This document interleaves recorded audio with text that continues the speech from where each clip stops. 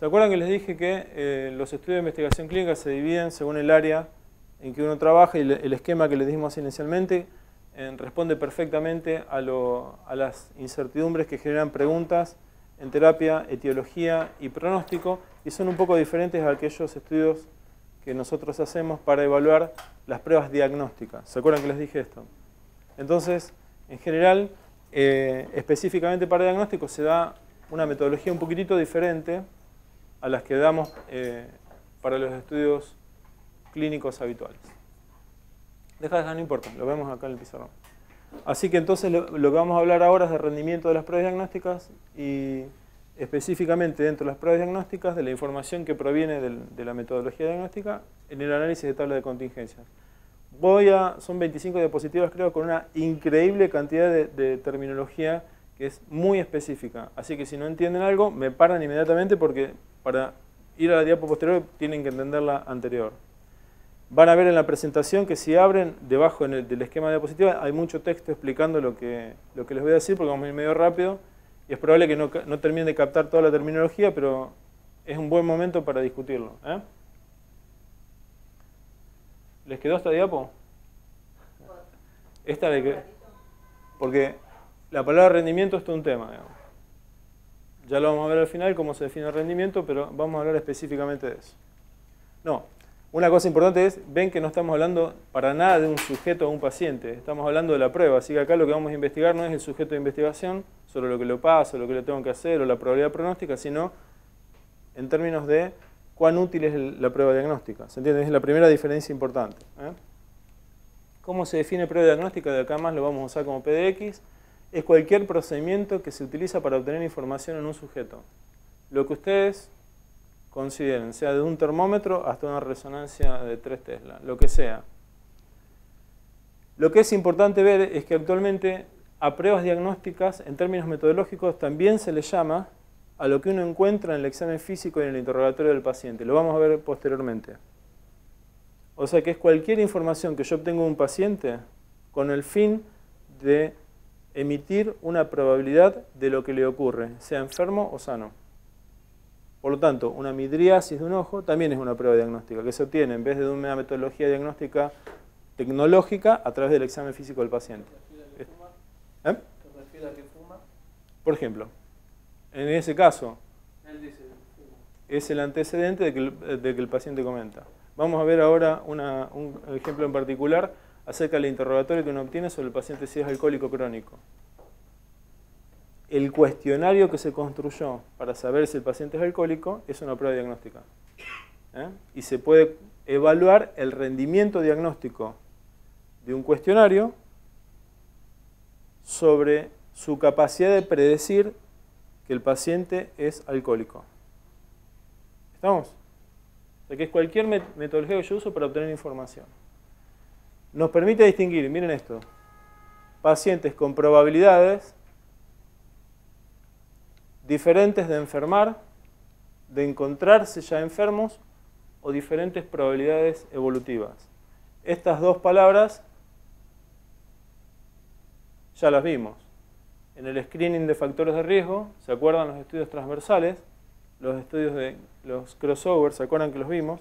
Donde yo evalúo en una población de pacientes la prevalencia de hipertensión arterial para poder predecir stroke o infarto de miocardio.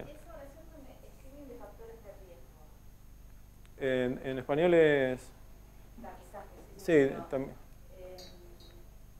En realidad vos cuando haces un screening sobre una población, haces un screening sobre una población sana. Puede ser una población enferma también, sí. Sí, sí. Puede ser una población enferma y estás buscando un factor predictivo de... En realidad, vos por ejemplo en el screening factor de riesgo, en el cáncer de mama, Sí. vos tenés una población de alto riesgo, de 20 a 25% de tener cáncer de mama, vos le haces el screening con un cronograma determinado porque tiene mayor riesgo. Ah, entiendo. Son sanas, pero tienen otros factores de riesgo que aumentan su probabilidad. Riesgo, pero vos ahí no sé... le haces un screening más seguido, sí. el screening de factores de riesgo. O sea, en realidad el screening lo haces... No, yo no te estoy hablando de este tipo, de un programa de seguimiento... Nosotros screening estamos acostumbrados a, por ejemplo, tienen cáncer de mama o cáncer de recto. Vos a la población Está bien, bueno, pero está bien. Pero en definitiva lo que estamos hablando es de utilizar una metodología diagnóstica, sea cual fuese, desde un interrogatorio, desde un cuestionario hasta una mamografía, en una población determinada, para encontrar con cierta probabilidad una patología. ¿Verdad? Claro, por eso ahora se nos vienen de factores de riesgo. No, porque tengo un ejemplo mucho más de todos los días, digamos, que nosotros, por ejemplo, a todo paciente que llega que se hace un examen de sangre se le pide creatinina. Todo paciente, la tenga prescripta o no. Entonces hacemos un screening poblacional de función renal. Con ese dato, dividimos la población entre función renal normal y función renal alterada, y los que tienen función renal alterada los llamamos para un control en la atención primaria de la salud. Entonces hacemos un screening poblacional de un factor de riesgo, que es el aumento de la creatinina plasmática, que predice la evolución hacia la insuficiencia renal. Lo mismo puede ser con, no sé, como te decía, la glicemia en sangre. Claro, ahí sería screening de factor de riesgo de insuficiencia renal. Sí. Bueno, no, en realidad en el caso que yo estoy diciendo, directamente es screening de insuficiencia renal, porque la creatinina demostró una gran... Eso es el riesgo en una población normal de Sí, de una enfermedad. Si ahí está haciendo lo haces de una manera Sí, determinada. sí. Pero en definitiva lo que querés evaluar, yo lo que quiero que veas es que yo lo que no estoy evaluando en este momento es el resultado poblacional, sino el rendimiento de una prueba para hacer el screening. Porque pero pensalo de esta manera, mirá. Me parece que se contradice. No, pero pensalo de esta manera, pero alejate un segundito mentalmente del sujeto, de la paciente con el cáncer de mama. El punto es evaluar con qué vas a evaluar el cáncer de mama, el rendimiento de la prueba diagnóstica que vas a usar para hacer el screening. Por ejemplo, mirá lo que te digo. La glicemia en sangre, el valor del azúcar en sangre de la glicemia, ¿va? Es extremadamente exacto. O sea, los analizadores son muy exactos. Se acercan a la verdad absoluta, digamos. E incluso son muy precisos. Pero lo que no estamos del todo convencidos es cuál es el punto de corte para hacer un screening poblacional sobre diabetes. Si yo lo pongo en 120, voy a encontrar un número determinado de pacientes diabéticos. Si lo pongo en 130, el número de pacientes diabéticos va a reducir. Si lo pongo en 140, se va a reducir aún más. Entonces, la discusión es el punto de corte de la prueba diagnóstica, no el impacto en la población. Ahora, una vez que establecí que es 130, lo que tengo que ir a ver es si esos pacientes evolucionan de otra manera, tienen nefropatía, no sé, retinopatía, etcétera, etcétera. ¿No sería el screening del factor de riesgo depende de la prueba diagnóstica que usamos? Por ejemplo, si hablando de mamas y hace el screening del factor de riesgo de la población general, como ustedes le miden la creatinina a todas las personas que entran, en el cáncer de mama la población general es eco y mamografía. Claro, pero lo que les quiero decir es que sí, estamos de acuerdo, pero no se fijen mentalmente en los estudios anteriores donde yo quería ver qué le pasaba al paciente. Acá lo que quiero ver es cuán exacta es la mamografía en diagnosticar el cáncer de mama. Lo que estoy evaluando es la mamografía como método diagnóstico de screening, no el impacto en la población. Porque para poder saber cuál es el impacto en la población, tuve que haber determinado inicialmente que la mamografía es un buen método de screening, ¿verdad? Decime si me equivoco. Una vez que determiné que el rendimiento de la mamografía es exacto y preciso para diagnosticar el cáncer de mama, ahí puedo hacer un estudio poblacional, ¿no es cierto? Pero tuve que conocer el rendimiento del método diagnóstico mamografía. Claro, en el caso del cáncer de mama, la mamografía es la única prueba que demostró aumento de la sobrevida. Bueno, por eso. En el screening, perfecto, pero lo primero que tengo que haber hecho es demostrar el rendimiento de la prueba diagnóstica de mamografía. ¿Verdad? Decime si me equivoco. Sí. Yo de mamografía no sé nada. Yo, por ejemplo, o sea, lo que yo interpreto en este caso sería que el screening de factor de riesgos habla de que siempre se va a usar el método más complejo, entonces. ¿Complejo? Claro, o sea, por ejemplo... El de mejor rendimiento. Sí. Y bueno, pero sí, en teoría, o sea, se usa la mamografía, pero no es el que mejor, digamos, un resultado más exacto tiene, digamos. Hay otro. Pero, no... Es el que más se demostró hasta el momento que es el que más screening puede hacer en la población general. Pero no mezclen conceptos metodológicos en lo clínico. Ella habla de exactitud y no es exactamente lo que vos estás diciendo. Traten de enfocarse en lo siguiente. Yo necesito saber el rendimiento de una prueba diagnóstica para detectar un factor de riesgo. No estoy hablando de si encuentro el factor de riesgo, qué impacto tiene en la población. Estoy haciendo un paso previo. Estoy evaluando el rendimiento de la prueba diagnóstica para detectar el factor de riesgo. Una vez que encuentro que la prueba diagnóstica rinde bien, significa es exacta y precisa, y ahora vamos a ver cómo se determina la precisión y la exactitud, entonces puedo avanzar y decir, bueno, una vez que determiné que mi prueba tiene un buen rendimiento para encontrar el factor de riesgo, ¿qué implicancia va a tener eso en la evolución de los pacientes? ¿Cuánto va a predecir ese factor de riesgo la apariencia o no de la enfermedad? Pero como entenderán que hay un paso previo, yo no es que voy a poner un método diagnóstico sencillamente en la arena clínica antes de evaluar su capacidad o su rendimiento. ¿Por qué no me entienden?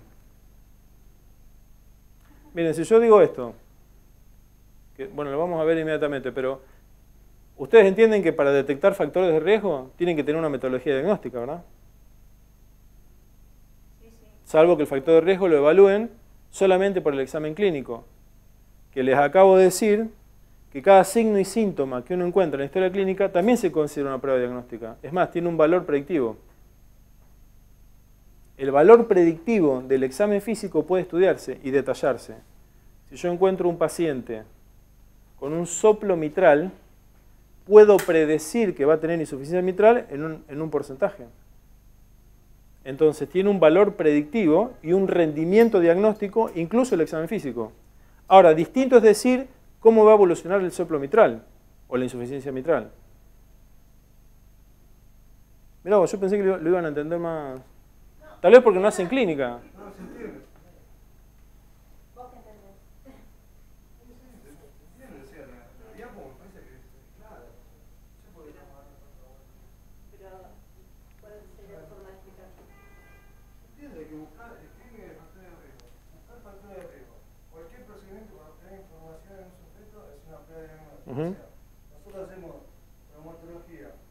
Tiene un Lachman positivo, tiene corte de ligamento cruzado. Es una prueba diagnóstica. Sí. Bueno, ese signo del examen físico, ¿cómo se llama? Lachman. Bueno, ese signo del examen físico, que no es ninguna prueba tecnológica, sino del examen físico de la historia clínica, tiene... Sí, el cajón para los ligamentos cruzados, ¿no? Bueno, ese signo, cuando vos lo detectás, se asocia a una probabilidad, que será de 0 a 100, de que el paciente padezca o no una rotura de ligamentos cruzados, ¿no es cierto? Bien. Eso significa que el signo del cajón tiene un rendimiento de tal. Si es un signo patognomónico, que todos sabemos lo que es patognomónico en clínica, significa que si encuentro eso, se asocia con la enfermedad en un 100%. No, eso se entiende. Lo que en realidad, lo que me parece a mí que se contradice es screening de factor de riesgo. Vos haces el screening de una enfermedad en una población, realmente el screening es una población sana.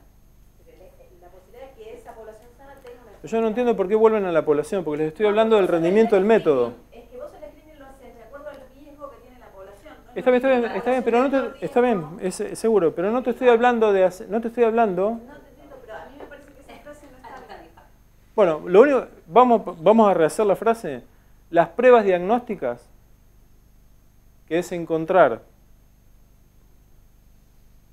valores anormales en sujetos que predigan la probabilidad de estar enfermo o que predigan una enfermedad. ¿Se entiende hasta ahí? Hasta ahí me entienden. Es la metodología que se utiliza para evaluar el rendimiento de las pruebas.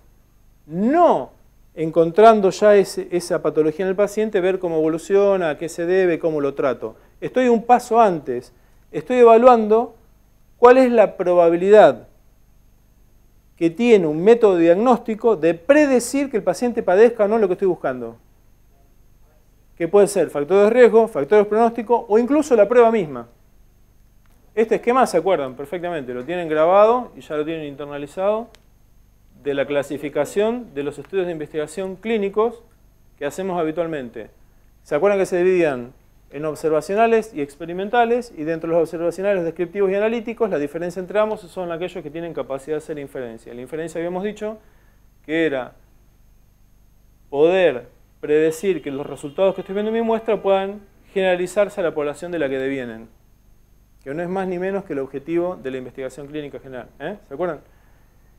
Y los experimentales son aquellos en los que intervenimos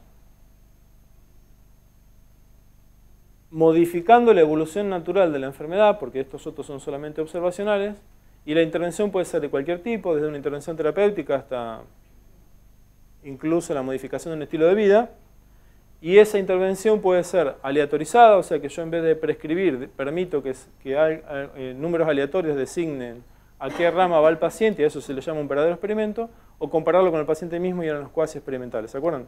Bueno, en general, los métodos que se utilizan para evaluar la metodología diagnóstica, que es de lo que venimos antes, son bastante parecidos en el diseño, pero el análisis que se utiliza no tiene nada que ver con esto. Los métodos, el diseño del estudio de investigación, de la manera en que recluto a los pacientes, los evalúo con una metodología diagnóstica, tomo las variables, hasta ahí son muy parecidos, sobre todo a los observacionales, pero una vez que tengo los datos, no los analizo como si fuese un estudio de investigación que se enfoca en el paciente, sino que tiene una característica de análisis un poco distinta, que es lo que vamos a ver hoy. ¿Por qué los veo tan con cara perdidas? El diseño del estudio es muy similar, se recolectan pacientes en formas de cohorte, transversales, bases de datos previas, e incluso aleatorizar a un método diagnóstico y a otro. O sea, hasta ahí es muy similar, pero una vez que recolecté la información, la forma de evaluar el rendimiento diagnóstico es diferente a la forma de evaluar la relación entre una variable predictiva y una de resultados, que fue lo que vimos en la charla anterior. ¿Estamos hasta acá? Este sería un típico estudio que evalúa en una tabla de 2×2 la asociación, la fuerza de asociación entre una variable que yo consideré predictiva y una variable de resultados. ¿Se acuerdan de esto? Donde en la llamada tabla de contingencia, tabla de 2×2, que es extremadamente útil para nosotros los clínicos para evaluar la fuerza de asociación de variables predictivas y de resultados en estudios clínicos que evalúan la evolución de los pacientes o el rendimiento diagnóstico de una nueva prueba, es la misma tabla. Cuando evalúo pacientes, la tabla me va a decir con qué fuerza se asocia el factor predictivo o factor de riesgo a la evolución o a los resultados que estoy buscando, o incluso en la misma tabla de 2×2, con qué fuerza se asocia mi intervención, en el caso de los experimentos, con la diferencia de resultados entre los grupos intervenidos. Esto es del lado de la terapia, pronóstico y etiología. Pero cuando evalúo un rendimiento diagnóstico, utilizo la misma tabla, y ahora vamos a ver cómo, pero la forma de analizarla es diferente. ¿Por qué les parece que puede ser diferente? Como los veo perdidos, les voy a decir. No tiene ningún sentido describir que un resultado clínico se asocia estadísticamente con una prueba diagnóstica. ¿Qué sentido tiene eso clínicamente? Distinto es decir que un resultado clínico, muerte, se asocia con el fumar.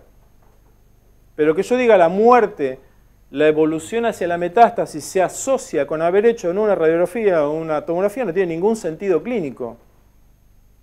Entonces, la forma en que yo expreso el rendimiento de una prueba diagnóstica, con una tabla también de contingencia 2×2 como esta, va a ser distinta. Vamos a utilizar palabras que se llaman sensibilidad, especificidad, ahora son todo así. Valor predictivo positivo, valor predictivo negativo, o las razones de verosimilitud, que están mucho más habituados a escuchar este tipo de cosas quienes hacen imágenes.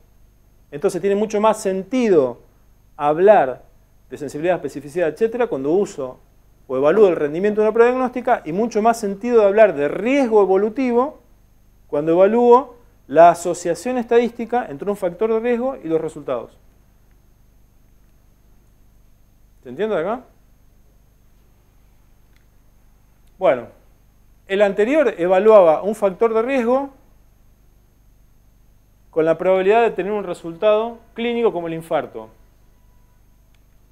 ¿Se acuerdan de este? Yo les comenté este estudio, donde evaluamos la probabilidad de evolución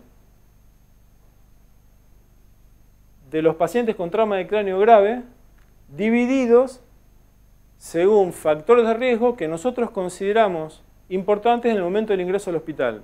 Para poder evaluar estos factores de riesgo, que son la compresión de la cisterna mesencefálica, la desviación de la línea media, el swelling de los surcos hemisféricos, etcétera, etcétera, tuvimos que analizar el rendimiento metodológico de la tomografía. Una vez que vimos que la tomografía era precisa y exacta en ver lo que estábamos viendo, la metimos en un estudio de investigación y evaluamos el pronóstico. ¿Se entiende? La tomografía servía para predecirte eso que estaba buscando. Sí, en realidad en esta serie no predijo tan fuertemente. Sí. Pero era un buen método de diagnóstico. O sea, mira, ahí tenés. El rendimiento sobre la hipertensión endocrinal de la tomografía es muy alto. ¿Qué significa? Que la tomografía alterada con unos signos en particular que evaluamos se correlacionaba muy bien con la hipertensión endocrinal medida con fibra óptica. Entonces dijimos, mirá vos qué bien, la tomografía puede evaluar hipertensión endocraniana de una manera no invasiva. Pero resulta que cuando en el modelo predictivo incorporamos tomografía o en las lesiones tomográficas no predecía la evolución de los pacientes. Entonces lo que en realidad se correlacionaba con un marcador clínico como la hipertensión endocraniana, pero fallaba en predecir secuelas neuropsicológicas a los 6 meses. ¿Y el catéter no? También. El catéter también falló. Pero yo creo que, bueno, hay toda una discusión. No sé, pero es excelente tu pregunta, ¿eh? O sea que en realidad estábamos evaluando una evolución de marcadores biológicos más que una evolución clínica. Excelente tu pregunta. Somos mucho más eficaces en evaluar la alteración de variables clínicas, hipertensión endocraniana, reactividad pupilar, síndrome de herniación cerebral, etcétera, que ir a predecir los resultados a los 6 meses porque empiezan a jugar otro tipo de variables como la nutrición, si va a un centro de rehabilitación, etcétera, que tienen tanto peso como la variable que estamos evaluando. ¿Se entiende? Todo el backup del paciente. El background. Si un paciente joven va a tener mayor plasticidad. Exactamente. Bueno, de hecho, la edad del paciente, el tiempo que demoró en llegar al hospital, si sufrió hipotensión al ingreso hospitalario, la reactividad pupilar, la temperatura del ingreso no la evaluamos. Todo eso predecía mucho más la mortalidad que el resto de la metodología diagnóstica, que si bien tenía buen rendimiento, fallaba en predecir los resultados alejados. ¿Están menos perdidos? No, creo que no. ¿Hasta ahora estamos? Creo que no. Bueno, díganme, porque si no me van entendiendo va a ser difícil que sigamos hacia adelante. Vamos ahora a ver exactamente cómo evaluamos la prueba diagnóstica de acuerdo a su rendimiento. No el uso de las pruebas con respecto al screening de factores de riesgo o para factores pronósticos, que son lo que vamos a ver, lo que vimos antes. Ahora vamos a evaluar una prueba diagnóstica. ¿Cómo evaluarla, digamos? Sí. Decir, bueno, esto no va a servir para lo que tenemos pensado. Antes de eso tenemos que saber cómo rinde la prueba. Después veremos si sirve. ¿Se entiende? ¿Cierto? Te doy un cuchillo nuevo y decir, bueno, esto es bueno o es malo, y después veo cómo corta. Ahora, el tema es cómo evaluamos el rendimiento de la prueba inicialmente, una nueva metodología diagnóstica. Bueno, ¿está? El diseño de estudios para evaluar el rendimiento de una prueba diagnóstica, en general, suele seguir estos pasos, en general. O sea, cuando uno va a leer un estudio sobre una prueba diagnóstica, sobre el rendimiento de una prueba diagnóstica, tiene que verificar que se hayan cumplido estos preceptos, digamos. Si no se cumplen estos preceptos de diseño, puramente de diseño, uno empieza a dudar un poco de la validez interna del estudio. O sea que pueden haber llegado a un resultado poco exacto, que significa que se aleja de la verdad. Es lo que decía ella en la primera clase. Lo que decía ella en la primera clase. La mayoría de las pruebas, de los diseños para evaluar el rendimiento de las pruebas diagnósticas, siguen estos pasos. Hacen un muestreo consecutivo de pacientes que incluye un espectro clínico amplio, que no es lo que vos vas a hacer. Vos ya tenés recolectado una muestra concreta de pacientes. Lo mejor que uno puede hacer para evaluar el rendimiento clínico de una prueba, el rendimiento de una prueba, es, ingresa un paciente y yo no lo selecciono de ninguna manera. Si sospecho que tiene la patología, le hago la prueba diagnóstica. Ingresa el que sigue, le hago la prueba diagnóstica ante una sospecha clínica de algo.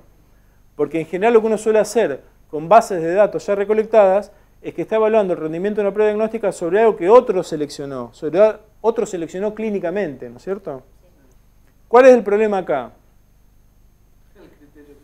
Claro, que si el que incluyó a los pacientes en las bases de datos seleccionó una enfermedad en un punto evolutivo concreto, estoy perdiendo conocer el rendimiento de la prueba diagnóstica en pacientes más leves y en pacientes más graves.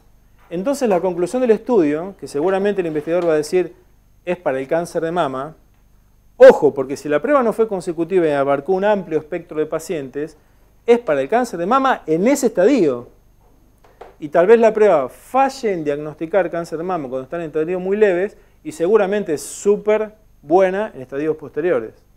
Entonces lo que uno quiere como clínico, como médico clínico, es que la prueba tome todo el espectro de pacientes, no un espectro en particular. ¿Estamos de acuerdo? Porque el rendimiento se evalúa sobre el global de la enfermedad, sobre el global evolutivo. ¿Se entiende? Porque cuando vos tenés el paciente frente a vos, en clínica, vos no conocés el espectro evolutivo del paciente, si no, ¿para qué le va a pedir una prueba? Se supone que uno empieza formulando una probabilidad diagnóstica inicial, no la tiene ya, a diferencia de vos que ya la tenés. Yo como clínico me siento de aquel lado del consultorio y digo, ¿tendrá un cáncer de mama? Pero el paciente que tengo enfrente, lo único que conozco es la prevalencia del cáncer de mama en la población en la que trabajo. Pero eso va desde pacientes con cáncer de mama presintomático hasta pacientes terminales, ¿no es cierto? Cualquiera de ese espectro clínico puede venir a la consulta. Entonces mi prueba no está enfocada a la que vos vas a demostrar en tu base de datos, que fue seleccionada por otro médico que vos no conocés, pero seguramente fue una consulta secundaria. No, y en ese tiempo. Claro. Pero se entiende a dónde voy, ¿no es cierto? Entonces, cuando uno lee el paper, dice, ¿pero qué vivo? Está evaluando el rendimiento diagnóstico de una prueba para cáncer de mama en este estadio. Ahí todas las pruebas son buenas. Es más, hasta el tacto es bueno. Yo quiero saber en todo el espectro del cáncer. Entonces, cuando uno evalúa la prueba y lee el paper, dice, ¿pero cómo? Pero lo evaluaron ya con el TEP. Si vos evaluás el TEP ya con trastorno de la repolarización, bloqueo de la rama derecha, disnea, infarto, pero flaco, seguro que la prueba diagnóstica va a ser positiva en ese caso. Ahora, claro, bueno, vamos a ver un paper de dímero D. Pero ¿qué pasa si yo te evalúo pacientes con una leve disnea hasta pacientes con insuficiencia cardíaca derecha aguda? Seguro que cualquier prueba, lo que sea, acá es positiva. Pero ¿y el tema de allá? ¿Se entiende? Entonces, ese es el primer punto. ¿Ahora van agarrando? Vamos, estamos un poquito más calientes. Vos tenés que agarrar una prueba que te El diseño. el diseño. Para que se pueda incluir todas las... Si yo fabrico un nuevo aparato y quiero meterlo rápidamente en el mercado, Agarrar a todo el mundo. No, al revés, diseño un estudio clínico donde todos los pacientes están enfermos. Digo, mi sensibilidad fue del 100% y mi especificidad también. Pero vos me entendés. Sí. Porque, obviamente. Están haciendo una válvula bronquial. Va, por ejemplo, ¿La viste? ¿Sabes? me lo comentaron. ¿Se entiende lo que digo? Son muy seleccionados. O sea, siempre tienen éxito. Sí. Además, diseñaron el aparato para ver si lo instalan o no. Claro. Ah, mirá. Bueno, vamos. Ese es el primer punto, ¿no?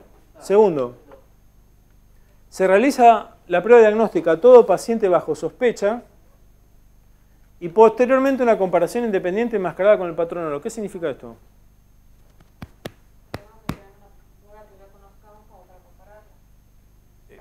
Bueno, pero fíjate que lo del patronolo es lo último. Fíjense, se realiza la prueba diagnóstica a todo paciente bajo sospecha. No a todo paciente. A todo paciente bajo sospecha clínica. Y hay que establecer la sospecha. Exactamente, hay que establecer la sospecha y hay que establecer... Buenas tardes. Hay que establecer la sospecha, hay que establecer una probabilidad para ver después, vamos a verlo ya inmediatamente, después, de que en realidad el rendimiento de la prueba diagnóstica se mide en cuanto es capaz de modificar la sospecha clínica inicial. Ya lo vamos a ver inmediatamente. Eso se llama razón de verosimilitud y lo vamos a ver en un minuto. Pero tenemos que tener cuál es el índice de sospecha clínica inicial. Posteriormente a haberle hecho la prueba diagnóstica, se compara con un patrón oro para conocer qué, exactitud o precisión.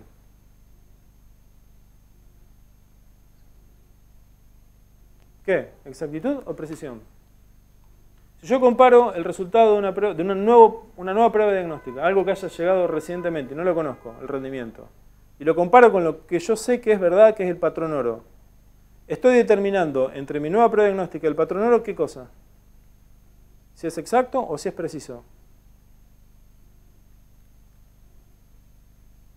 Recuerden que exactitud es la distancia a la verdad. Si el patrón oro es la verdad.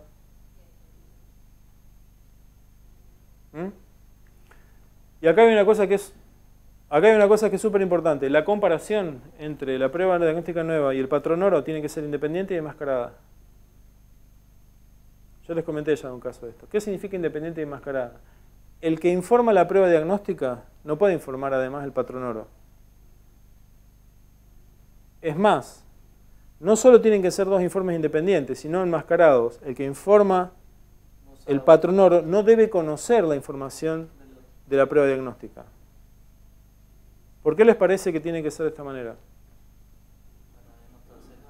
¿Cómo se llama eso? Bueno, él dijo sesgado. ¿Cómo se llama? El sesgo. ¿Qué es un sesgo? Información que vos posees que te hace razonar para otro lado. Está bien. Está perfecto. Un sesgo es un error sistemático. ¿Se acuerdan que yo les dividí los errores sistemáticos de los errores aleatorios? ¿Por qué es sistemático? Porque en general la persona que va a informar la nueva prueba diagnóstica, si conoce el patrón oro o al revés, siempre informa para el mismo lado, se equivoca siempre para el mismo lado. Si yo mido una cosa, esa cosa puede estar sometida a un error de medición. Si el error es aleatorio, va a caer de un lado una vez, un lado del otro, a veces en el medio, ¿se entiende? ¿Verdad? Ese error aleatorio está más sujeto a la variabilidad biológica.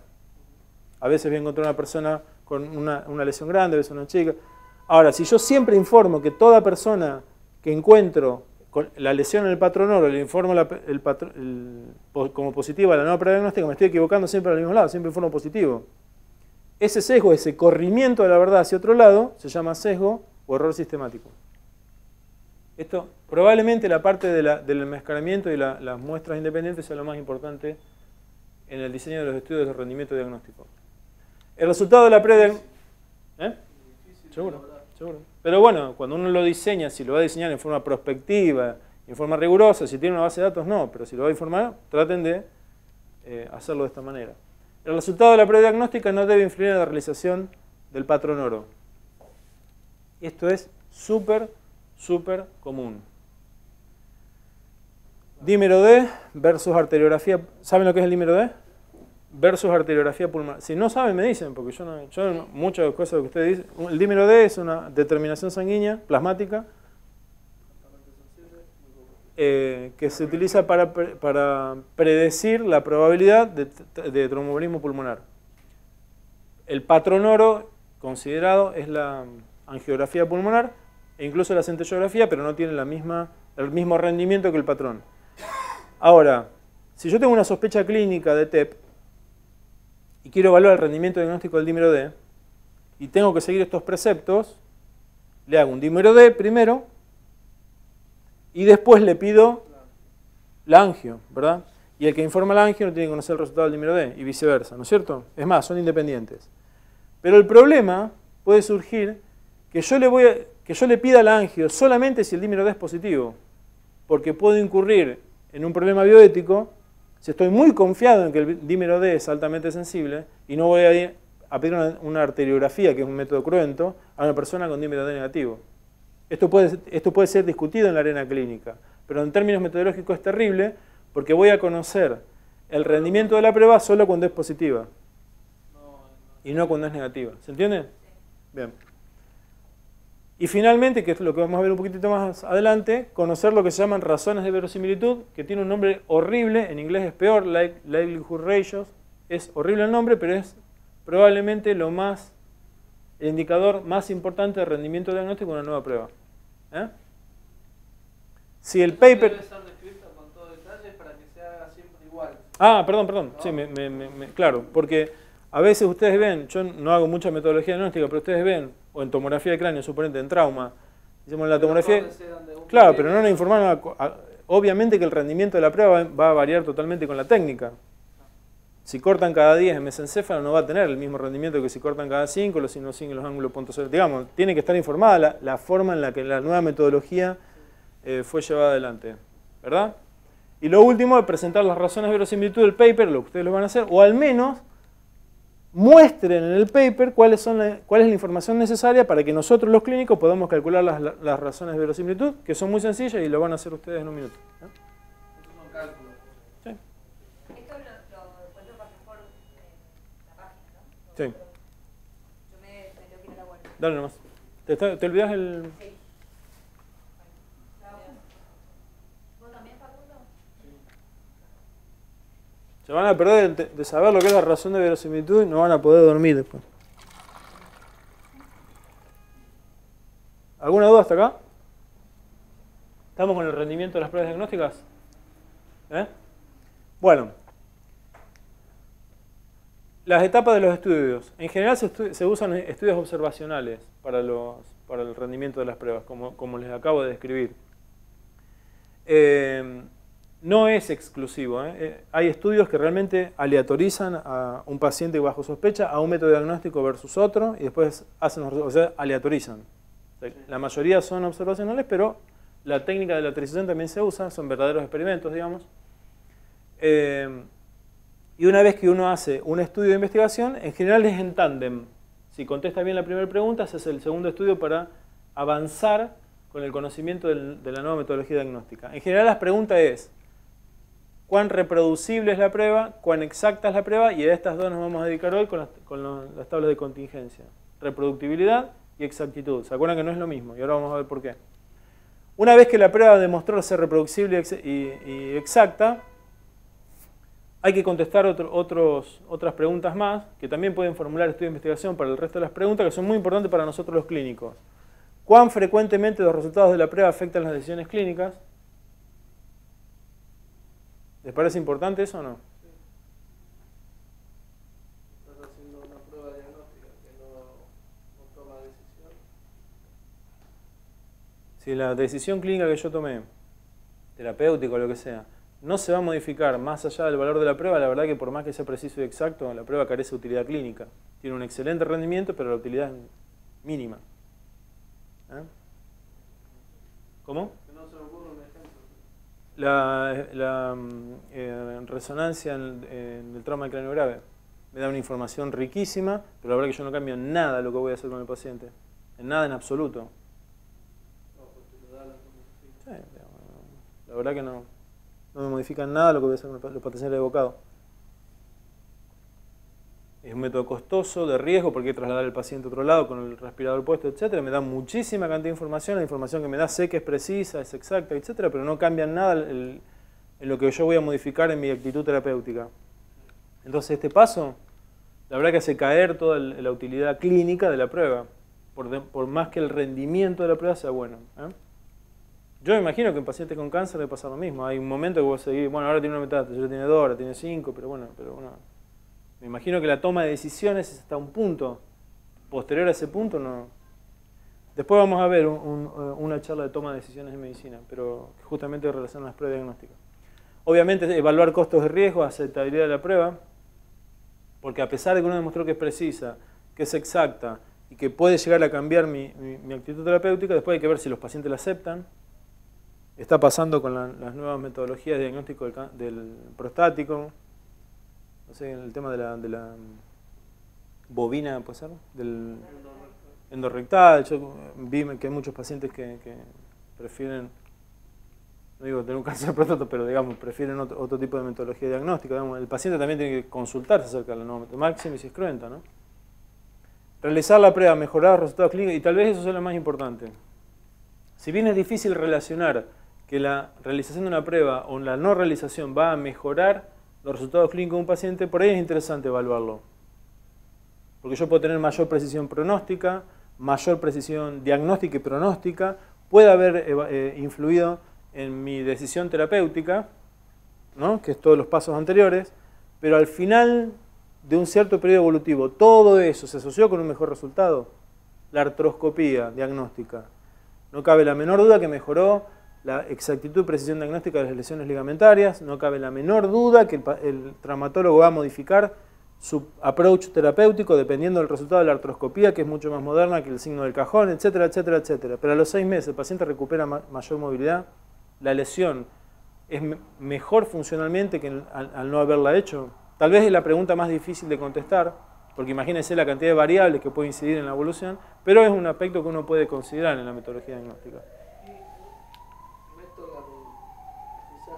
¿Cómo? ¿Y si no tenés un gol estándar para comparar? Excelente pregunta, ahora vamos a eso. Se compara con lo mejor existente, con lo mejor considerado en el medio. Y en la inmensa mayoría, hay mucha, se compara con lo mejor. Porque ponele que si se ocurrió de que la prueba diagnóstica es una biopsia. ¿El gol estándar?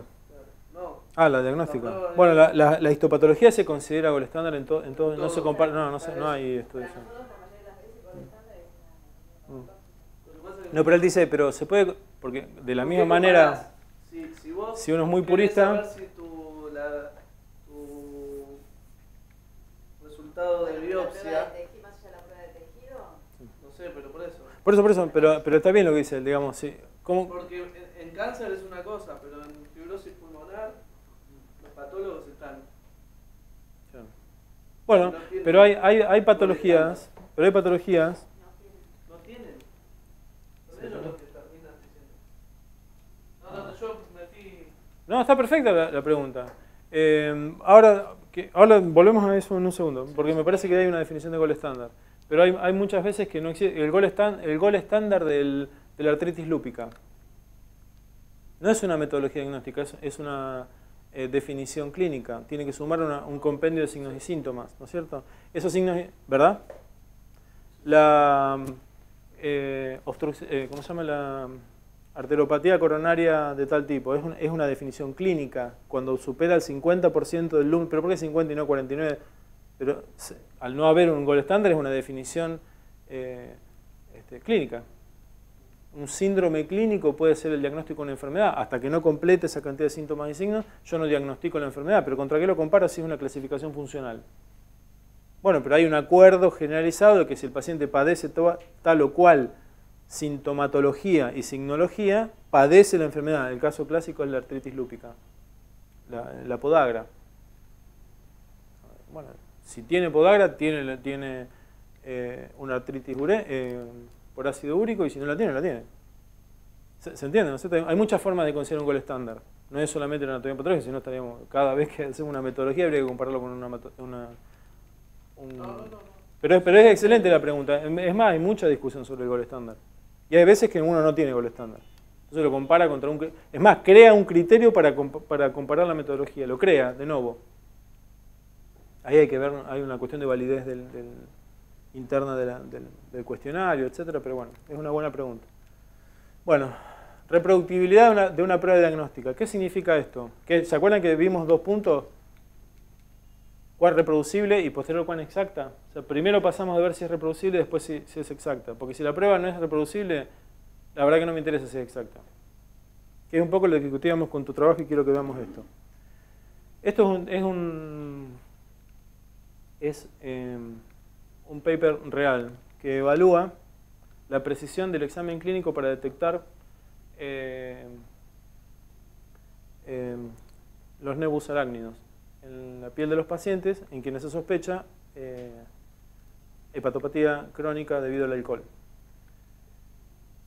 Donde se publica este trabajo, está evaluado la posibilidad, la capacidad predictiva de cada uno de los signos y síntomas clínicos previos a las pruebas de la mayoría de las patologías más conocidas. Imagínense lo que les estoy diciendo. O sea, si yo encuentro un nebus arácnido, ¿qué probabilidad tiene ese nebus de predecir que el paciente padece una hepatopatía alcohólica crónica? Imagínense lo que les digo. O sea, todo lo que es el arte del diagnóstico médico se pasó ahora por un razonamiento metodológico, que es de cada una de las cosas que yo voy encontrando en el examen físico y en el interrogatorio, de cada uno de los signos y síntomas de las principales patologías, cada uno de los signos, como este, se lo considera una prueba diagnóstica y se evalúa el rendimiento. Imagínense el trabajo que requiere eso, pero está publicado. Después les voy a dar el link a ese libro.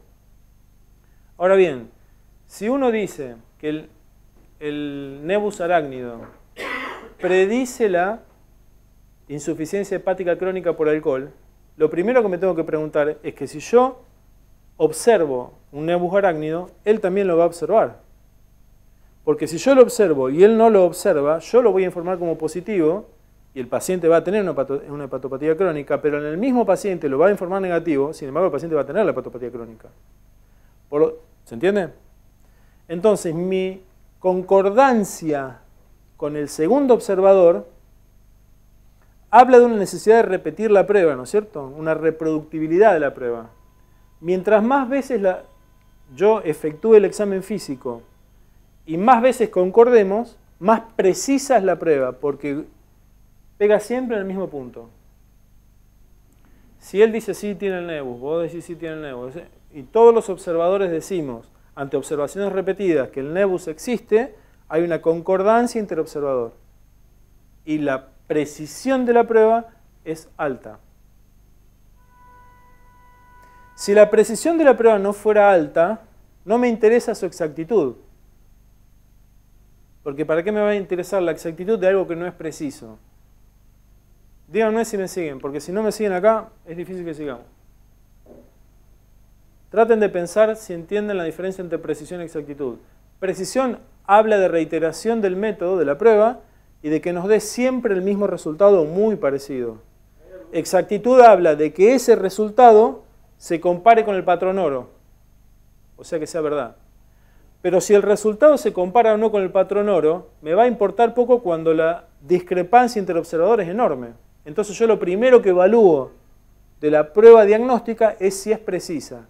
Si cada observador de un síntoma, de un signo, interpretar un síntoma o ver una imagen radiológica va a decir cosas distintas, ¿qué me importa la exactitud de la prueba si hay una discrepancia interobservador tan importante que hace caer el rendimiento del método? Si no me siguen hasta acá, me paran.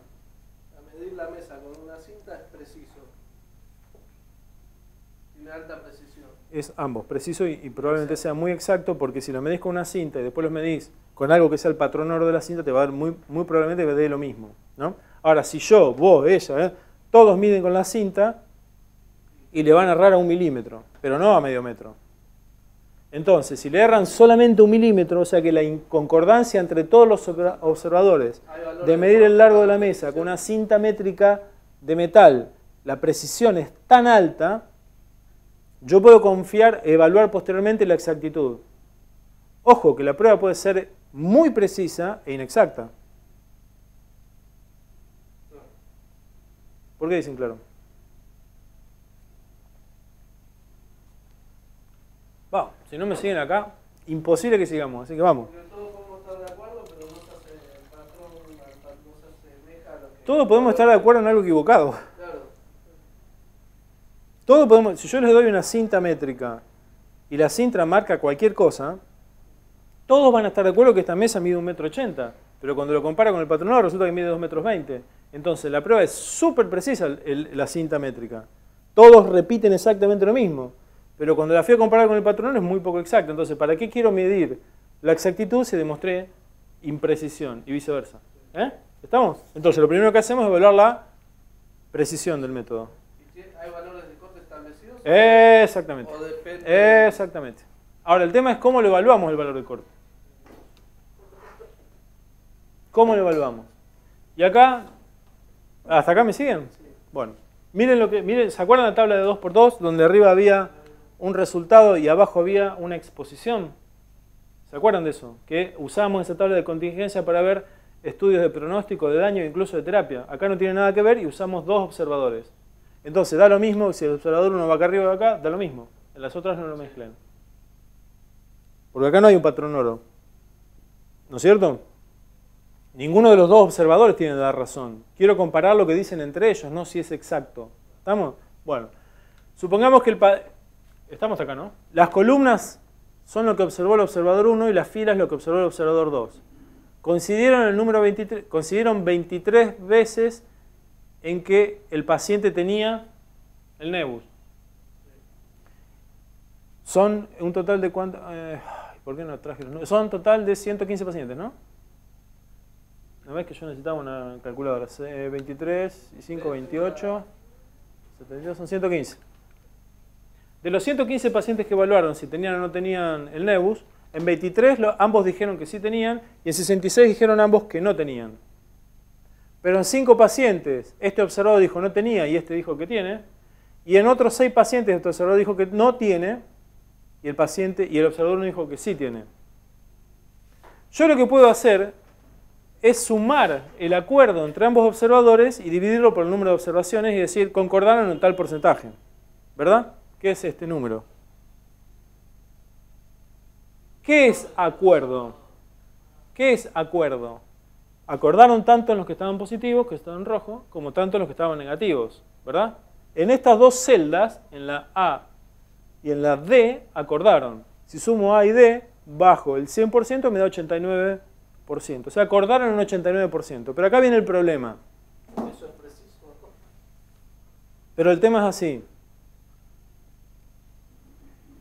¿Me alcanza a mí decir que 89% de acuerdo describe precisión respecto al acuerdo entre observadores? Y la respuesta es no. Y se las doy inmediatamente y les digo por qué. Vos estudiaste esto.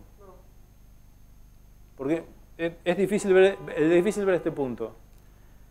Si yo le digo al observador número 1 o número 2 que tire una moneda y si cae cara diga que hay nebus y si cae seca diga que no lo hay, va a concordar con el observador número 2 que sí está evaluando el paciente en un número de veces.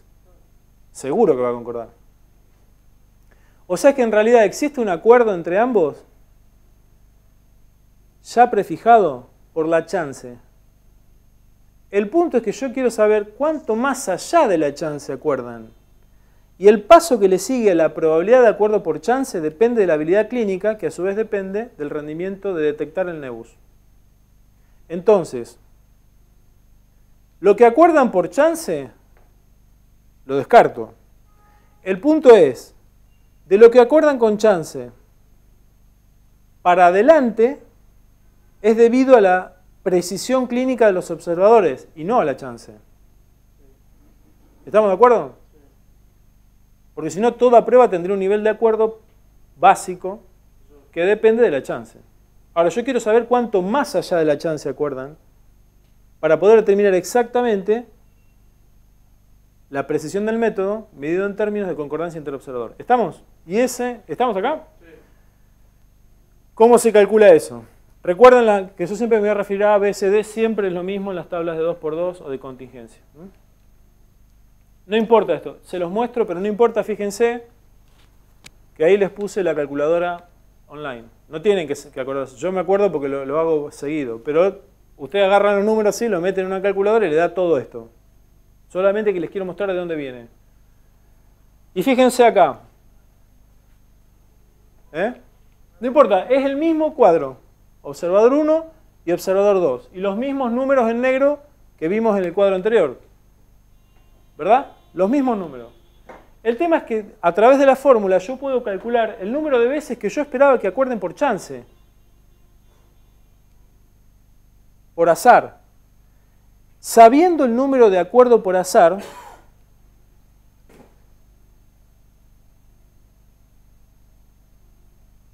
puedo determinar si el número de acuerdos observados es suficientemente importante para que yo diga que hay concordancia en la prueba. Entonces, relacionando el número de acuerdos esperado por chance con el observado, determiné que el indicador es 0.73. Y a ese índice, que es el acuerdo más allá de la chance, se le llama índice kappa. Que lo van a ver en metodología diagnóstica hasta el hartazgo. Todos los papers de metodología diagnóstica, cuando comparan un observador con otro, hablan de la precisión del método medida a través del índice kappa, que significa el acuerdo interobservador, pero más allá de lo que yo esperaba que ocurra por chance. ¿Está? Y él me decía, pero ¿cuánto es bueno? Y hay una nomenclatura, digamos, un estándar, que dice que si el índice kappa es de 0 a 0.0, 0.2, el acuerdo es muy escaso. Permítame decirle antes que el índice kappa va de menos 1, que hay un total desacuerdo, a más 1, no va en el infinito, de menos a más 1. Y en el 0 prácticamente no hay acuerdo, o sea, o totalmente desacuerdan o totalmente acuerdan y hay una gradación en el medio. Exactamente. Escaso de 0.0 a 0.2 y va de 2 en 2. Leve de 0.2 a 0.4, moderado de 0.4 a 0.6. El nuestro estaba en 0.73. Sustancial de 0.6 a 0.8. Casi perfecto de 0.8 a 1 y el 1 es perfecto. ¿Estamos acá? ¿Para eso también se utiliza el intervalo de confianza? Sí, sí, sí. Buena pregunta. Sí, sí. Sobre todo para los que vienen ahora, sí. ¿Puede ser este o el intervalo de confianza? No. Este indicador es el indicador. Los intervalos de confianza siempre se asocian se agregan a un indicador puntual. O sea, vos tenés que saber cuál fue el resultado en tu estudio, que es este, ¿no es cierto? Y sobre el resultado se le agregan los intervalos. ¿Estamos acá? Bueno, si van a este punto, que si lo tocan ahí, van a ver, creo que les agregué los portales. Están. Ustedes ya lo pueden calcular, incluso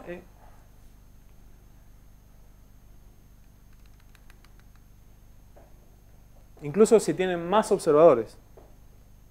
Porque puede haber visto 5 o 7 personas en la misma radiografía. Entonces le van a mostrar, si tuviésemos internet, está conectado, pero no lo abre. Tengo una pregunta, Gustavo. Sí. ¿También se puede usar ese índice para el mismo observador? Sí.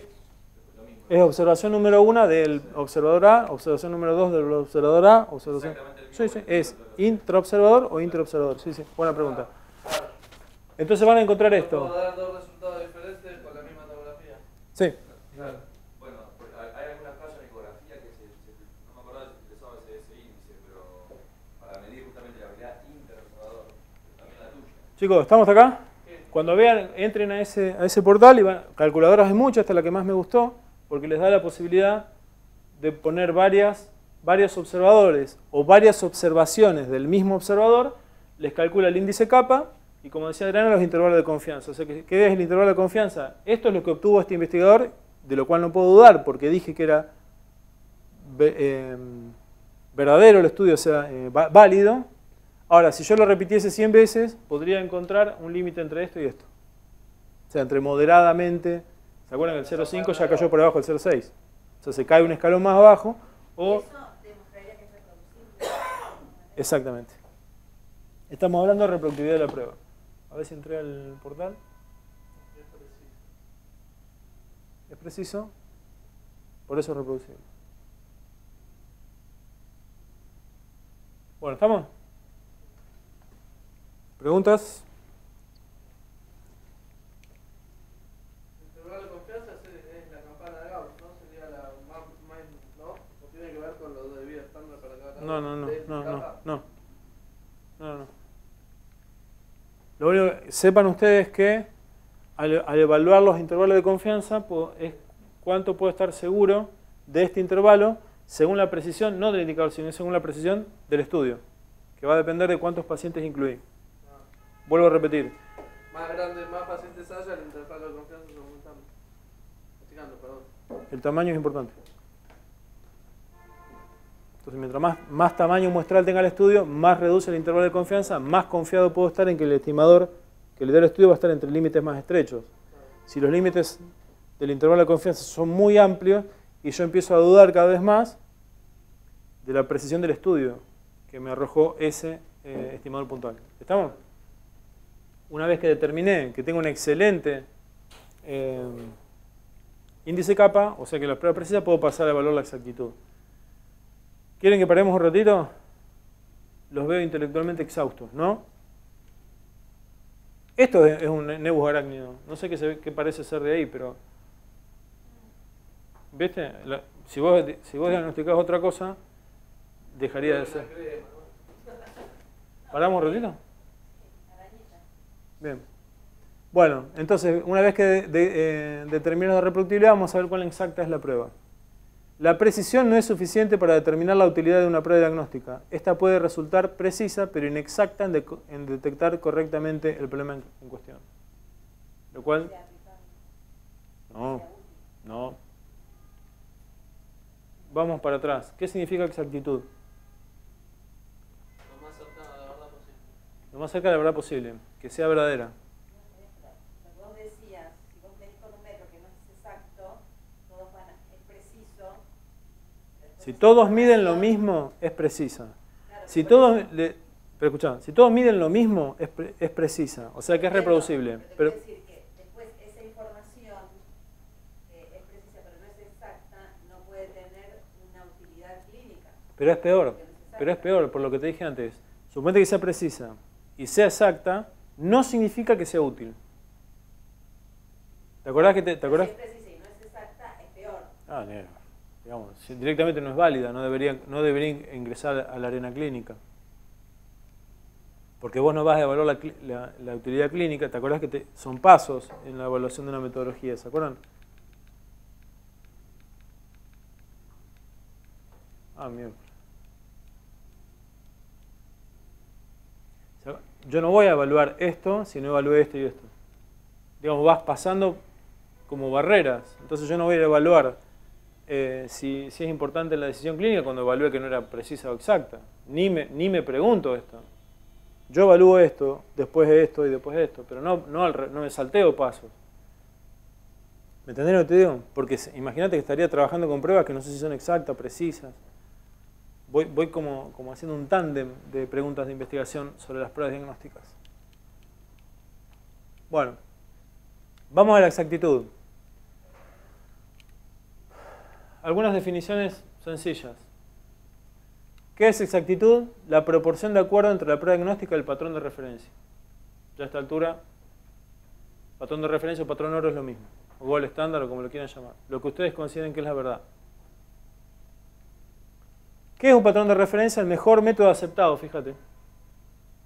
Y disponible para establecer la presencia o ausencia de la condición de interés.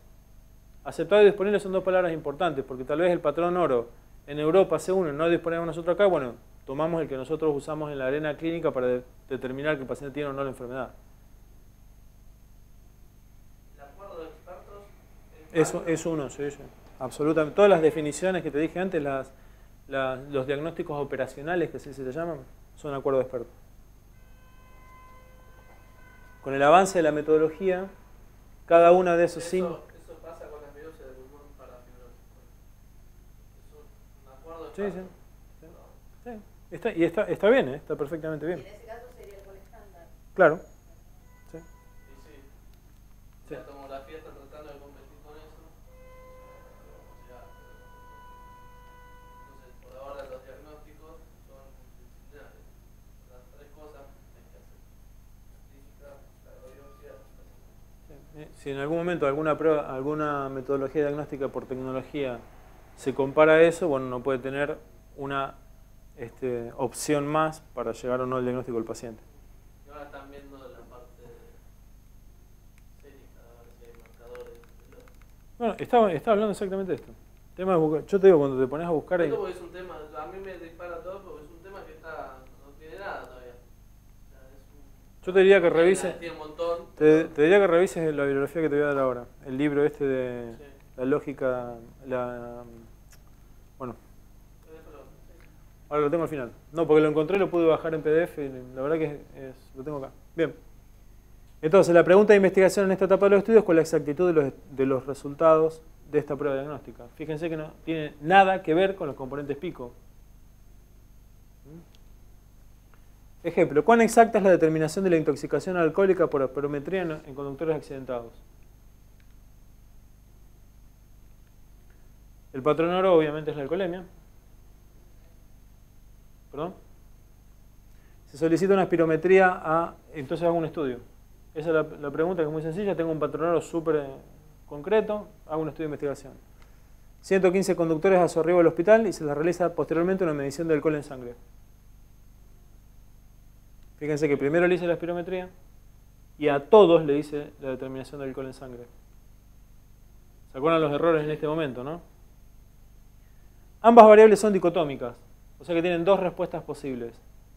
En otro momento, cuando los agarre de nuevo un poco más fresco, les voy a hablar de las variables que no son dicotómicas, son continuas y uno tiene que establecer un punto de corte. Pero no vamos a este punto. Acá estamos hablando de una metodología diagnóstica que da resultados positivos o negativos contra otra metodología diagnóstica que da resultados positivos y negativos. ¿No es cierto? Sí. Un observador dice... Es cualitativo. Es dicotómico, sí. Binario, si se quiere decir una variable binaria dicotómica. Tiene dos resultados posibles. ¿Estamos? Ambas, las dos. Entonces, ambas variables son dicotómicas. La alcoholización por espirometría o la plasmática, por lo que los resultados también pueden expresarse en la famosa tabla de 2×2 o tabla de contingencia. Genial. Recuérdenme que vuelva a esa diapositiva anterior. ¿Está? Vamos a la tabla de contingencia. ¿Cómo se expresa cada una de las celdas? La A, ya lo vimos esto, ya lo saben de memoria, son los enfermos. En este caso el alcoholizado. O sea que el patrón oro dio positivo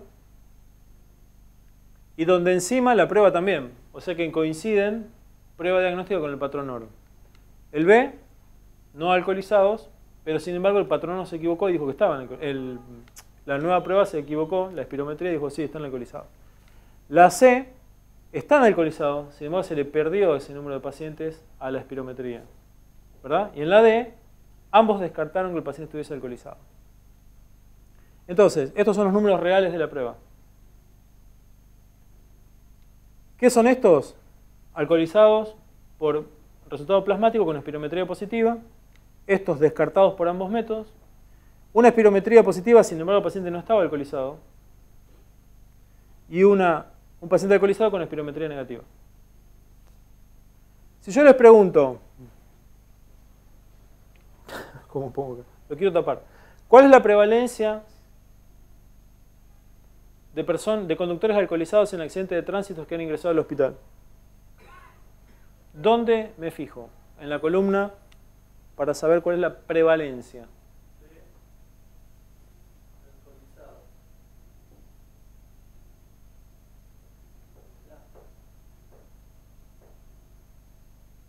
No. ¿Quién dijo AMAC? Son los alcoholizados, por el patrón oro, ¿verdad? Sí.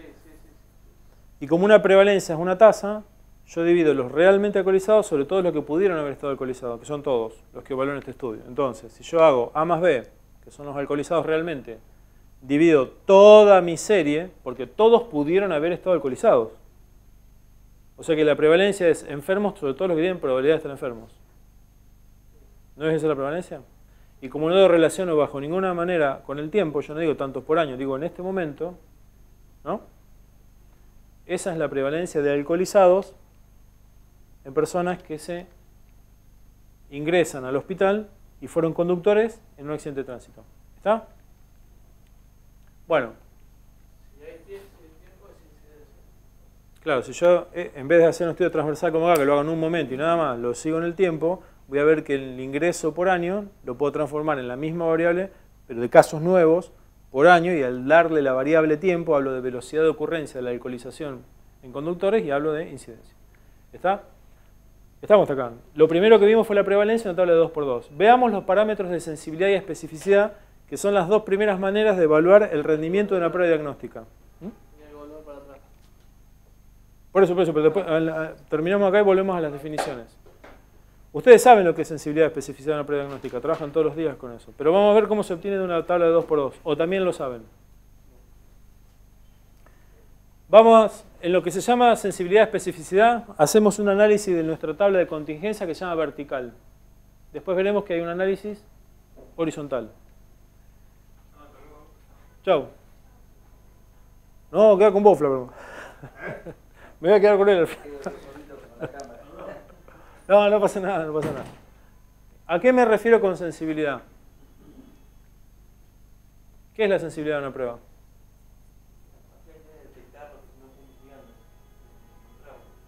¿Y en términos de pacientes alcoholizados?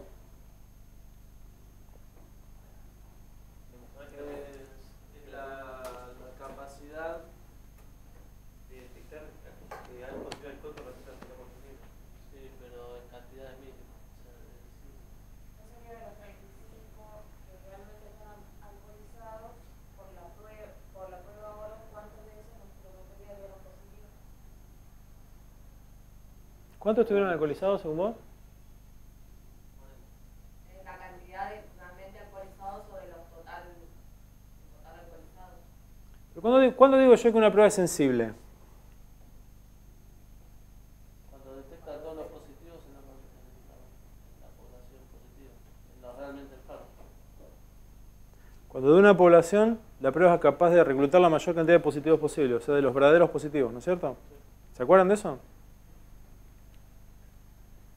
Si el análisis lo hacemos vertical para ver la sensibilidad y especificidad, las fórmulas de sensibilidad y especificidad son estas. La sensibilidad es la probabilidad de decir que el paciente está enfermo, que la prueba diga que el paciente está enfermo cuando realmente lo está. En cambio, la especificidad es la probabilidad de la prueba de decir que el paciente es sano cuando realmente es sano. Eso es un verdadero positivo y un verdadero negativo, ¿no es cierto? ¿Verdad? Ahora, ¿cómo se encuentra esto? Analizándolo verticalmente. Fíjense. 25 son los pacientes que la espirometría encontró positivos. Ahora se comió 15 de todos los positivos. Por lo tanto, encontró solo 25 de 40. ¿Verdad? La sensibilidad de la prueba es 0,62 o 62%. Significa que de todos los pacientes alcoholizados solo encontró el 62%. Ahora, la especificidad es el mismo concepto. Si un paciente no está alcoholizado, ¿qué probabilidad tengo de tener una prueba negativa? Es verdaderos negativos 40 de todos los que no estaban alcoholizados. Entonces es 40 sobre 75, ¿verdad? Dígame si me siguen. O sea que la espirometría para evaluar alcoholemia tiene una sensibilidad del 0,62 y una especificidad del 0,53. ¿Estamos acá? Los valores de sensibilidad y especificidad, si bien están muy difundidos, sobre todo en el medio de diagnóstico, son poco informativos porque invierten el sentido clínico de la evaluación diagnóstica. Quiero que se queden con esa frase. Invierten el sentido clínico de la evaluación diagnóstica. ¿Esto qué significa? Más allá de que la espirometría mostró resultados espantosos, porque imagínense que yo le voy a estar diciendo a un paciente que está alcoholizado, pero me estoy perdiendo el otro 40% y diciendo que no está alcoholizado y me estoy perdiendo el 47% restante, ¿no? O sea que el rendimiento de la prueba por estos patrones es malo. Hasta uno lo diría instintivamente. Pero encima, aunque fuesen buenos los parámetros que encontramos, invierte el sentido clínico de la evaluación diagnóstica. ¿Esto qué significa? Claro, vos podés interpretar que no está alcoholizado y no está, y te hace cambiar el manejo. Eso es. No. ¿Cuál es el sentido? El sentido no el sentido del objetivo, sino la dirección de la presunción diagnóstica. Yo cuando tengo un paciente adelante, no sé si está alcoholizado o no está alcoholizado, si no, no le haría una prueba diagnóstica, ¿no es cierto? O sea, tengo un paciente en el que sospecho que puede o no padecer la enfermedad. La sensibilidad y especificidad arranca con el paciente alcoholizado y determina cuál es la posibilidad de que la prueba diagnóstica le dé positivo o negativo. Si bien habla muy bien del rendimiento diagnóstico de la prueba, en el términos clínicos yo debería saber si el paciente está alcoholizado para decir qué sensibilidad va a tener la prueba. O sea que en realidad es al revés. Yo acá estoy diciendo que de 40 pacientes alcoholizados, tuvo una sensibilidad del 0,62, pero arranco diciendo está alcoholizado. Yo la prueba diagnóstica la pido porque no sé si está alcoholizado. En ese sentido invierte el sentido. O sea que la sensibilidad y especificidad hablan del rendimiento diagnóstico, pero en términos clínicos, cuando yo me enfrento con un paciente no sé si está alcoholizado, sino para qué le pido la prueba. Entonces yo necesitaría saber al revés. En caso de que el paciente yo desconozca el diagnóstico y me traiga la prueba, debería poder predecir si el paciente está alcoholizado o no con la prueba, no sabiendo el diagnóstico. Entran los valores pretest. Los valores de probabilidad. ¿Estamos? Entonces, en la clínica, en el consultorio, yo sentado en una silla, en vez de saber el rendimiento diagnóstico, preferiría tener una valoración del poder predictivo de la prueba. El valor predictivo positivo de la prueba y el valor predictivo negativo. ¿Qué significa? Estoy sentado y viene el paciente y me dice, este es el resultado de mi espirometría para evaluar la alcoholemia. Entonces yo, que es el sentido clínico, me trae el método diagnóstico con un paciente que no sé lo que tiene. Si yo abro y es positivo, digo, usted, que no sé qué tiene, teniendo esta prueba positiva, tiene una probabilidad de estar alcoholizado de tanto. Pero para poder evaluar esos valores, en vez de los cálculos hacerlo en forma vertical, los hago en forma...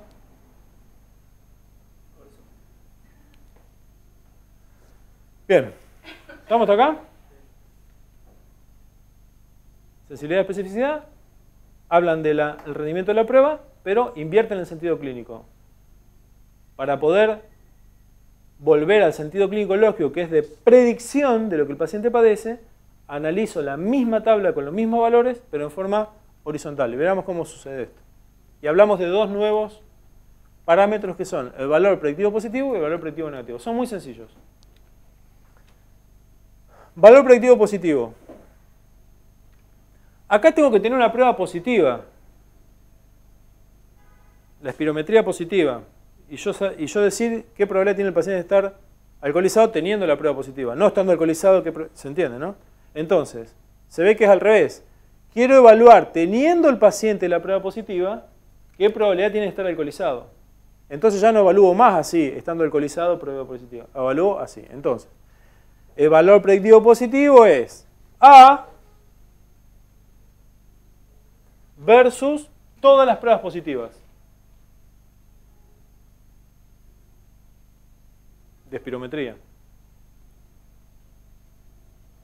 ¿Ah?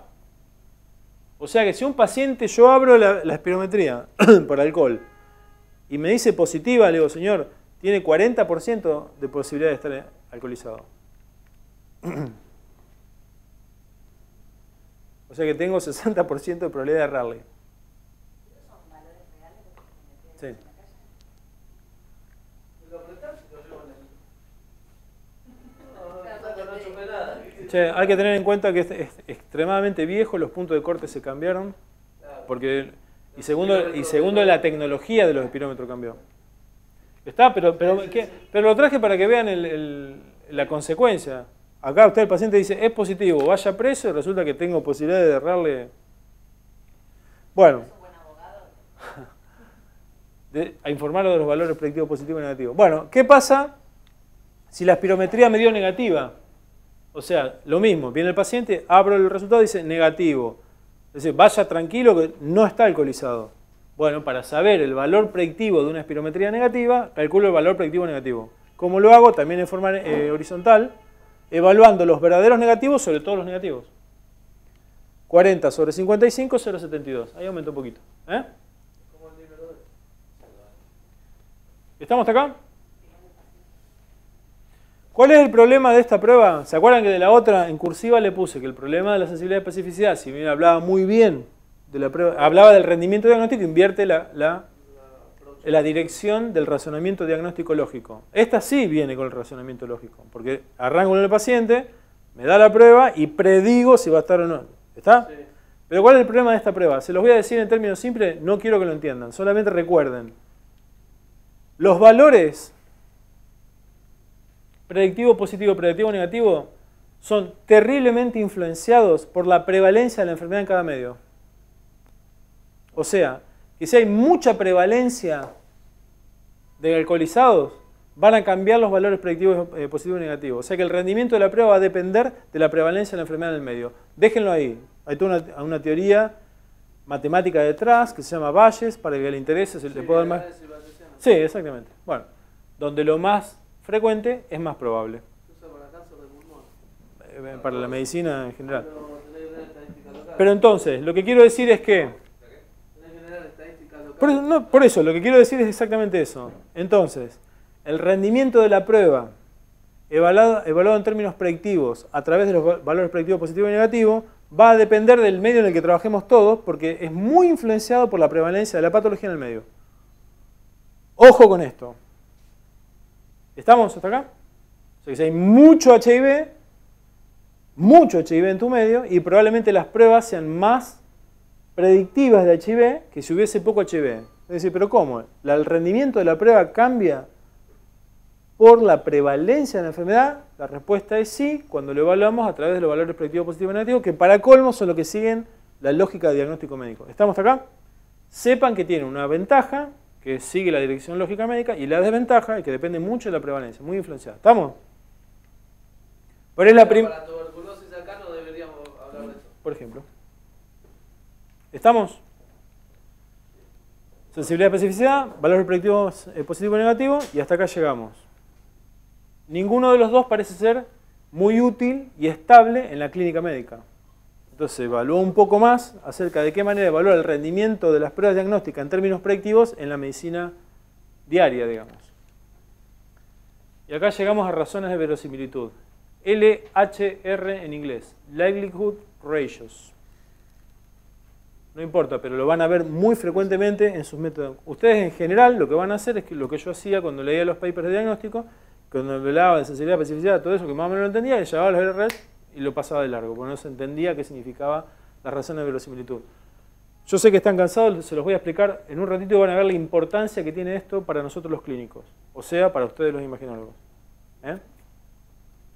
Existe una manera clínicamente útil y estable de analizar estos datos, los mismos que vimos antes, pero para determinar el rendimiento de una prueba diagnóstica, que sea clínicamente útil, a diferencia de la sensibilidad y especificidad, y estable, a diferencia del valor predictivo positivo y negativo.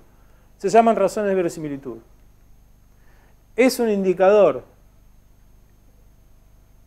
independiente de la prevalencia que aglutina, suma la información que da la sensibilidad y la especificidad para hacer una predicción de probabilidad de la enfermedad. ¿Estamos? ¿Van digiriendo tanto número? ¿Cómo sucede esto? En general, el examen físico clínico acumula en el razonamiento médico una serie de signos y síntomas que terminan en la formulación de una probabilidad diagnóstica.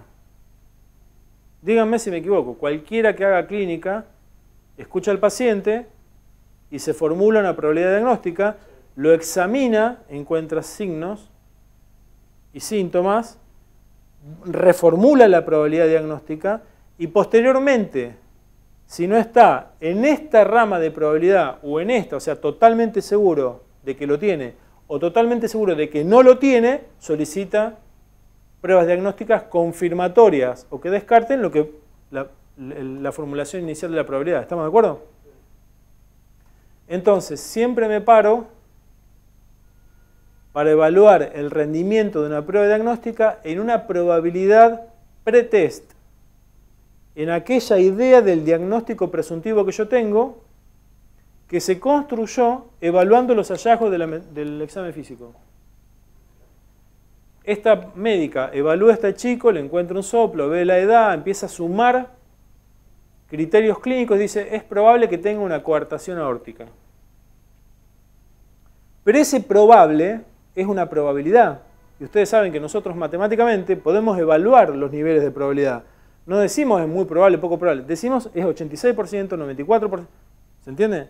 Bueno, con el avance de la metodología diagnóstica, como les dije antes, la probabilidad de que este chico tenga una coartación aórtica se va modificando en términos numéricos mientras aparecen o no aparecen el soplo aórtico, la fascie de congénito, ¿se entiende? Por cada signo que uno va encontrando en el examen físico, esa probabilidad previa a hacerle cualquier test se va modificando hasta que yo llego a una probabilidad final que más no puedo hacer con mi examen físico. Y bueno, tengo un paciente que puede padecer tal patología con una probabilidad de tal, y ahí me clavo. La prueba diagnóstica va a ser útil siempre y cuando modifique la probabilidad anterior. Porque si no tiene esa capacidad, ese rendimiento, ¿para qué la pido? Es más, si tiene un rendimiento medido en la capacidad de cambiar la probabilidad inicial de mi presunción diagnóstica, pero es muy poquito, y no me va a modificar mi actitud terapéutica, debido a que el cambio de la probabilidad diagnóstica posterior es muy cortito, ¿para qué la pido? Entonces, la capacidad de una prueba puede medirse también en función a la dirección y el monto del cambio de la probabilidad pretest en post-test.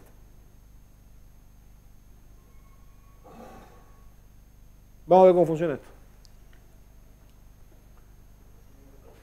¿Eh? Pero ahora lo vemos. Y lo van a ver clarísimo porque van a ver el ejemplo claro. Miren. Entonces, examino al chico que tose, que tiene la cianosis con el soplo. Bueno, entonces, si sospecho una coartación aórtica, pido una tomografía. Y entonces lo habitual es, sí, tiene una sensibilidad de tanto, una especificidad de tanto, el valor predictivo. Pues usted dice, no, perdón. La sensibilidad y especificidad invierte el sentido clínico. Perdón. Los valores predictivos positivos, si bien hablan del rendimiento y predictivo, pero depende mucho de la prevalencia de la enfermedad aórtica en mi medio, yo no la conozco. Entonces digo, ¿por qué no pido otra cosa? ¿Qué? O evalúo otro índice. ¿Qué? La razón de verosimilitud. Las razones de verosimilitud informan la magnitud y sentido del cambio de la probabilidad pretest posterior a la realización de la prueba diagnóstica. No se me pierdan. Vamos.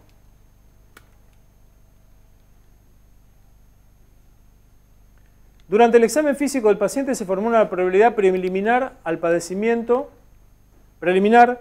padecimiento de la enfermedad en cuestión, probabilidad pre-prueba, PPP, ¿no es cierto? Este chico padece coartación aórtica 70%.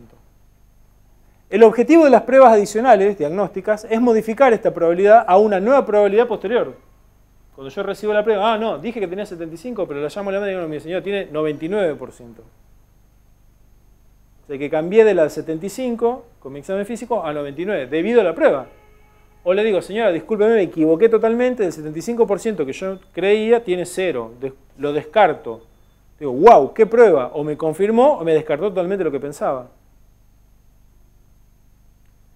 Ese cambio de la probabilidad pretest a la post-test en dirección y magnitud me lo informa la tasa de verosimilitud, que es una característica intrínseca de la prueba diagnóstica. Y ahora vemos cómo lo calculamos. Si interrogamos uno de estos conductores, los que vimos antes, diremos que clínicamente su probabilidad de estar alcoholizado es, la probabilidad PT, 75%. ¿Qué me agrega utilizar una prueba de alcohol expirado a esta estimación?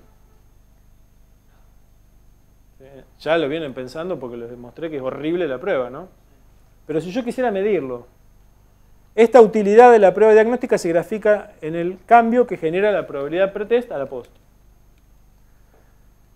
La misma tablita de 2×2.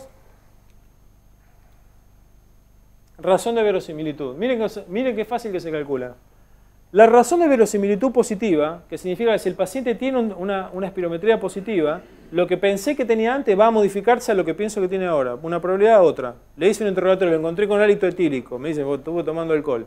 Digo, tiene 90% de posibilidad de estar alcoholizado. La espirometría me debería modificar en más para asegurarme de que esté alcoholizado, o tan bajo que digo, no, me equivoqué, ¿no es cierto? Esa información me da razón. Sensibilidad sobre 1 menos especificidad. 0,62. 1 menos 0,53 me da un 1,32. ¿Qué significa? Si la razón de verosimilitud es exactamente 1, la probabilidad preprueba es exactamente la misma que la postprueba, porque pasa por el 1. Entonces es una prueba inútil, absolutamente inútil. Mientras más debajo esté del 1, es más probable que vaya descartando lo que había sospechado con mi examen físico. Mientras más por encima esté del 1, la probabilidad preprueba va a seguir convirtiendo cada vez en más positiva hasta que yo confirme lo que sospechaba. Entonces, o confirmo o descarto mientras más lejos del 1 se va. Llamo razón de verosimilitud positiva porque me vino la espirometría positiva y lo calculé de esa manera. Ahora, si me viene la espirometría negativa, de mi sospecha de 0,75, ¿a cuánto pasa después? El valor, que ahora les voy a mostrar cómo se mide, es 0,72. Ve que cae. Pero es suficiente el 0,72 para pedirle a todo el mundo una espirometría. Y bueno, el suficiente lo vemos ahora. Entonces lo que yo tengo que hacer ahora es calcular la probabilidad post prueba conociendo estos valores. Relacionar la probabilidad pre-prueba con la razón de verosimilitud que me da la probabilidad post prueba. ¿Estamos?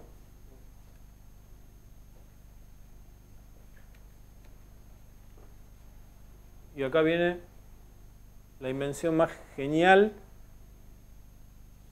para evaluar el rendimiento de una prueba diagnóstica. Gracias al señor Fagan. Este es el nomograma de Fagan, que calculó que de una probabilidad preprueba, determinada generalmente por la percepción clínica, yo hago pasar, si es positivo, una línea a través de la razón de verosimilitud y me va a dar la probabilidad post-prueba. Si la prueba fue negativa, la espirometría fue negativa, esto es la espirometría positiva, va del 0,35, porque lo hice con la prevalencia del medio, me va a ir a 40. ¿Le pido una espirometría a un paciente para que me vaya de 35 a 40?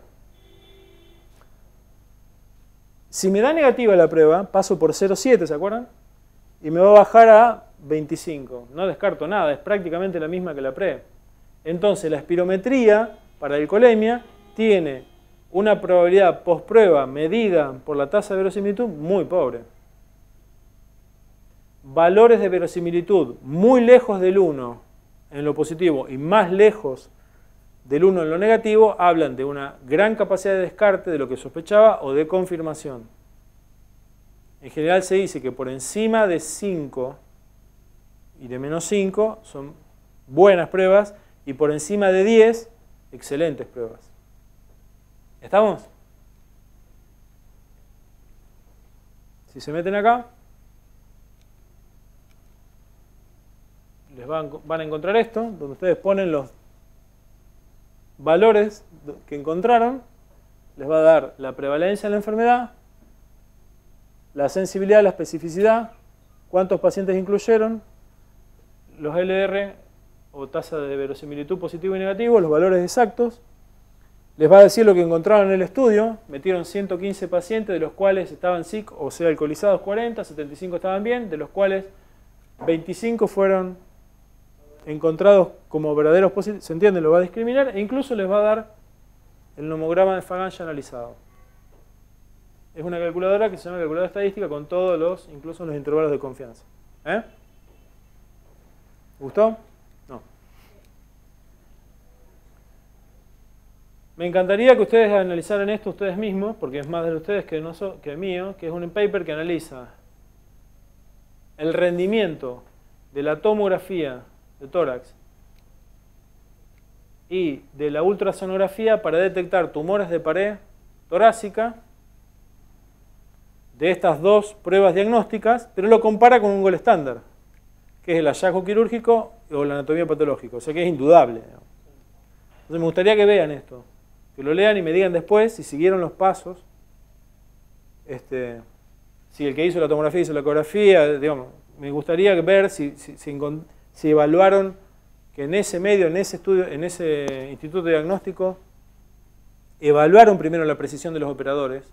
Estamos hablando de dos métodos que son extremadamente operador dependientes, ¿verdad? La ecografía y la tomografía. La ecografía es infinitamente más que la tomografía. Pero lo que quiero decir es, ¿siguieron todos los pasos? ¿Evaluaron pacientes con todo el espectro clínico? ¿O vieron pacientes que ya estaban con un tumor terrible, entonces era obvio que iban a tener buen rendimiento? ¿Se acuerdan todos esos pasos que les mostré?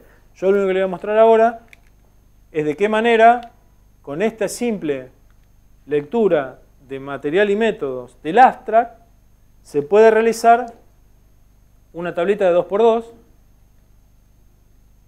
para ecografía y una tablita de 2×2 para tomo. Si ustedes van a la calculadora, ingresan los valores y les van a informar qué fue lo que pasó por eco.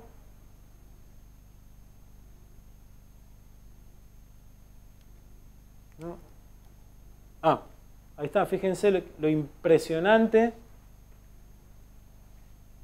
del cambio en magnitud y sentido de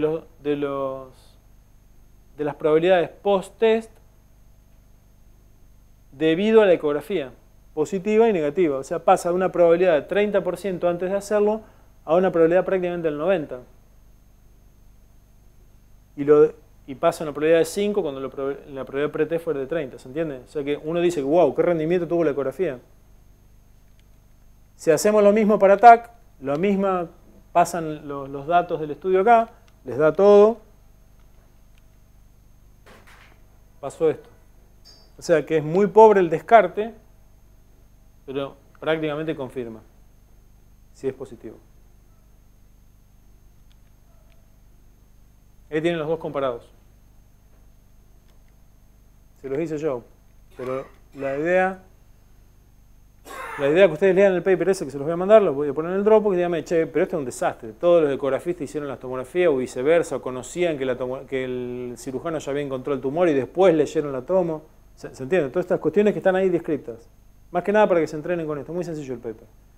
¿Se acuerdan que les dije que existe desde hace ya una década y pico un grupo de metodólogos que evalúa el valor predictivo de cada uno de los hallazgos clínicos y de la mayor frecuencia de estudios diagnósticos para cada una de las patologías más importantes? Y es este libro.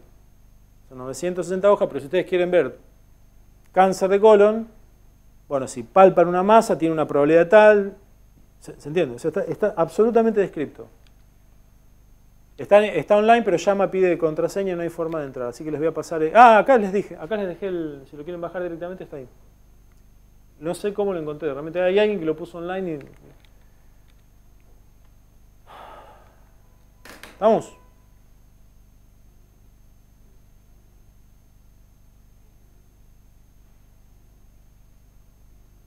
No me diga que tienen ganas de seguir hablando porque no les creo. Che, ¿pero entienden? ¿Más o menos les quedó?